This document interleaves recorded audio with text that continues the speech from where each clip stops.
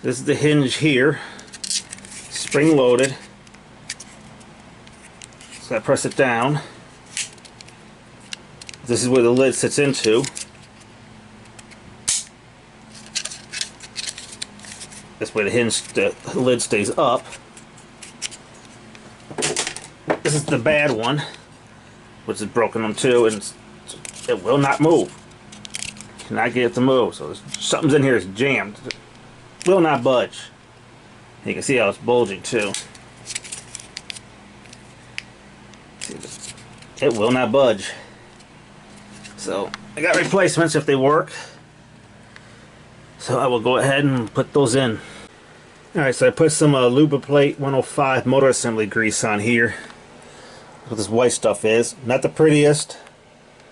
Let's see if it helps it or hinders it more. Especially on that gear. On this metal bar where there was grease, I put this stuff on here too, just to hopefully make it slide a little bit better. Maybe it'll help improve. One of the hinges was bad, but at least one of them was good, so kept one of the good hinges on that was originally on here and one of the good hinges from the ones I bought.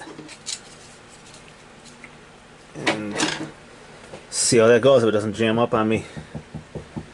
Have to maybe try pulling it apart and seeing what's wrong with it, if it's serviceable or not. But I've lubricated what I can. The motor doesn't have bearings to lubricate. Doesn't mean I might give it a couple drops of zoom spout through the top, maybe. This is what I'll do with the platter too.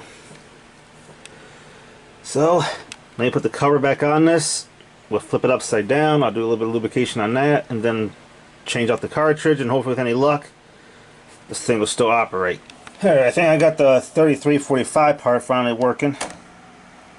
See, that's 45. Slight delay. I lubricated it underneath there too. I put a little zoom spout on the plastic, and I put the grease underneath it.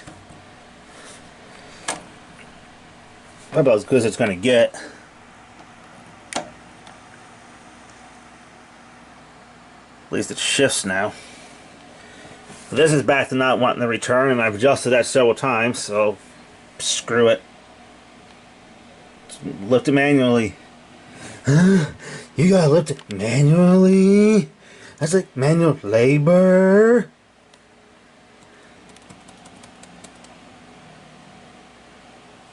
So, let me finish assembling this.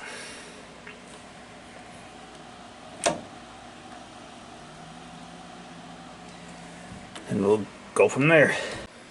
Alright, so I got my force gauge out. When I first put this on here, I maxed it out at 5 grams. And it said full. So I put this 5 gram weight on it. Zeroed it out. I'm going to take that off. So I'm going to put this back on it. 0.63. So we're at 5.6 grams for the current cartridge. The new one should track at about 2 or 2.2. So we need to get that down. That's too much force for the new stylus. So let's see if I can do this right. Back that up a little bit.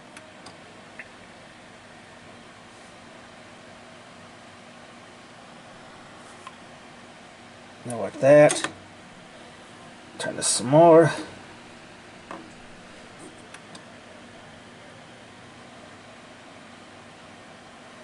Minus 84, which means I can go ahead and put this weight on it.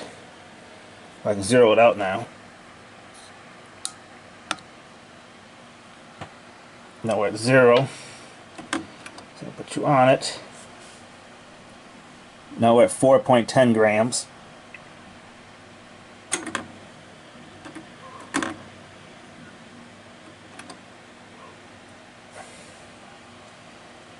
$3.17. Getting there.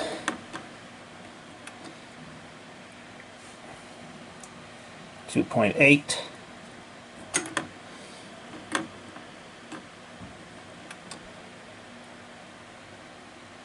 $2.5.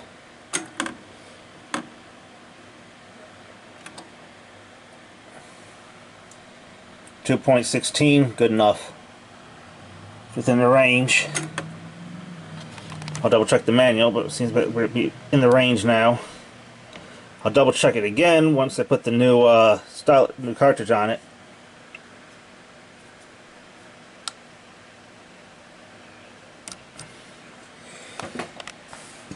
So let's go ahead and get this off. Ran into a slight bit of a snag. The old cartridge is color coded. You're not going to be able to see it too well. I'll show you more once I disconnect it. The new one is not. So I did a quick search and found out that red is white positive, green is white negative, white is left positive, and blue is left negative. So, in the top is on here, you can't see it, it's not going to focus, but the top is plus, and then it says left, right on the bottom. So the top two terminals are your positive, and then the bottom would be your negative. I'll show you in a minute, so let me finish installing this then. Alright, new cartridge is in. The screws for the old one fit the new one. The old one had nuts on it. This one they just thread in. Now it's got to align it. Got the wires on. They're pretty much the exact same color order. White, red, blue, and green. Exactly the same. The top is plus, bottom is negative. So if you don't know that, if it's not color coded, just remember, white is left negative, white is left positive, red is right positive, blue is left negative, and green is right negative. Positives at the top, negatives at the bottom. I assume that's standard. Just look at the cartridge, just to tell you. It'd be nice if they were all color coded. This one wasn't. But it's in. Now I got the tracking adjusted more, so it's about 2.1. That's in the range between ideal anywhere from 1.8 to 2.2. Standard's about 2. It's at 2.1. Now I just gotta align it, make sure it's all nice and aligned, and then I guess you can actually see if it plays.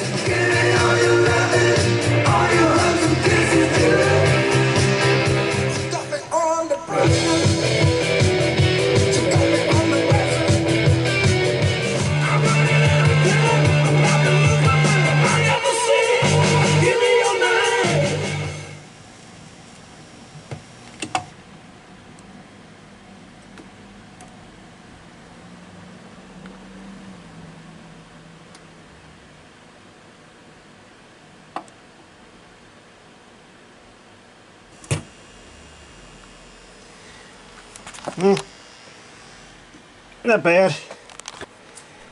That automatic stuff works when it wants to work. But new cartridge installed, bit of a hum. Probably because I have to reattach the ground. It's got a bit of an issue, like just tap it sometimes and all of a sudden there'll be a loud noise coming from it. Something's wrong with the black wire. But as long as you don't really hear it when it's playing, I could care less. So looks like it's fully operational again. Not bad. So there you go. The dual CS 1268 lives again. Alright, since moving the turntable over to its new home and reattaching the ground wire, the hum is gone. That loud hum you heard when it first shut off. So that's gone now. The automatic stop is still working.